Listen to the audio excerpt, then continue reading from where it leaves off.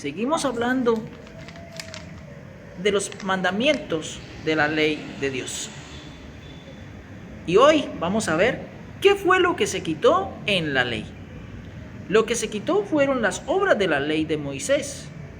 Cuando se cometía una transgresión contra la ley, corrían y tomaban un cordero y lo llevaban ante el sumo sacerdote y hacían un acto ritualista. Para ponerse en paz con Dios, estas obras de la ley se quitaron, y no el mandamiento de la ley, sino las obras de la ley. El apóstol Pablo llama a esto las abluciones. Una ablución es un ritual de purificación, es un ritual simbólico basado en creencias o ceremonias religiosas. ¿Qué se quitó? Las abluciones. Las prácticas externas, como cuáles: el de lavarse las manos, el no comer ciertas cosas, el de no vestirme de esta manera, el de ayunar, el de vigilar. Esto se quitó porque era un ritual externo.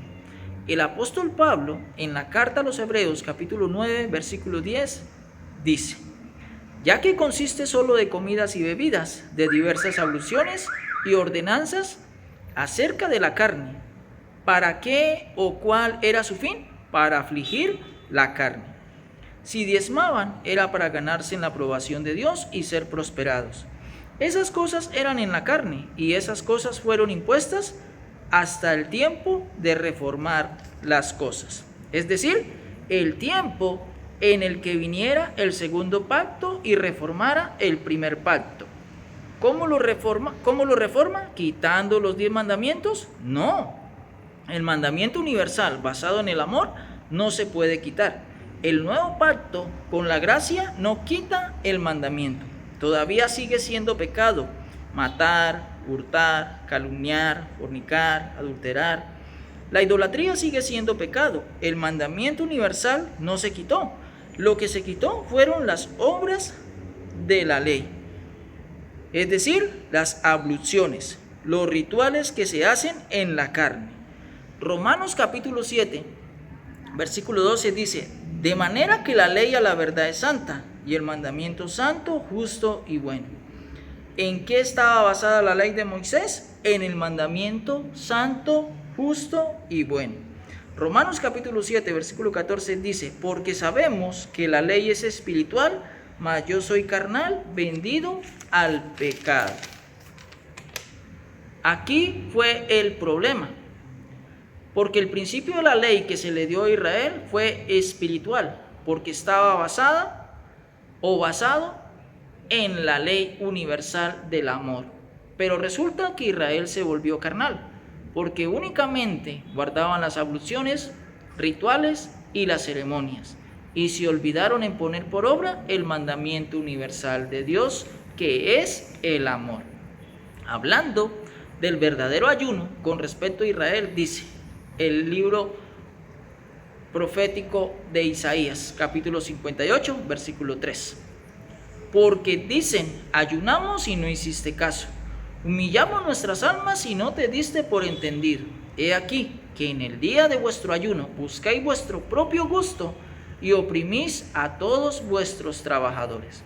El versículo 4 dice: he aquí que para contiendas y debates ayunáis, y para herir con el puño inicuamente no ayunéis como hoy, para que vuestra voz sea oída en lo alto. Isaías dice de que dejaron de hacer lo bueno con su prójimo, pero en cambio ayunaban, diezmaban, guardaban el día de reposo, se abstenían de comer cosas. Israel hacía las abluciones, pero no cumplían el mandamiento. Por eso lo que se quitó fueron las abluciones, los rituales externos de la ley. Juan capítulo 13, versículo 34, Jesucristo dijo: un mandamiento nuevo os doy, que os améis unos a otros, como yo os he amado, que también os améis unos a otros. El versículo 35 dice: en esto conocerán todos que sois mis discípulos, si tuviereis amor los unos con los otros. ¿Por qué Jesucristo dice que da un nuevo mandamiento si el amor es un mandamiento universal? Cuando Él dice: un mandamiento nuevo os doy, les está diciendo: les voy a dar a conocer una nueva forma de guardar los mandamientos. un nuevo modo de ver los mandamientos. Nosotros que estamos en la gracia, no lo hago o hacemos con abluciones, ni rituales, ni ceremonias. Simplemente lo hacemos amándonos los unos a los otros, amando a mi prójimo. Lo que Jesús está diciendo es: ustedes ya no tienen que guardar los sábados, los ayunos, ni pagar diezmos, que son los rituales de la carne. Primera carta de Juan, capítulo 2, versículo 7 dice: hermanos, no os escribo un mandamiento nuevo, sino el mandamiento antiguo. ¿Cuál? El que se basa en el amor de Dios. Y el versículo 21 dice: y nosotros tenemos este mandamiento de él: el que ama a Dios, ame también a su hermano. Es muy común oír a muchas personas que se suelen decir ser cristianos, amadores de Dios, que aman a Dios y que suelen decir de que en su corazón el primer lugar es Dios, pero odian, envidian, maldicen, le niegan un favor a alguien que lo necesita, hablan falso testimonio en contra de su prójimo. Y entonces, ¿dónde está el mandamiento universal de Dios, que es el amor?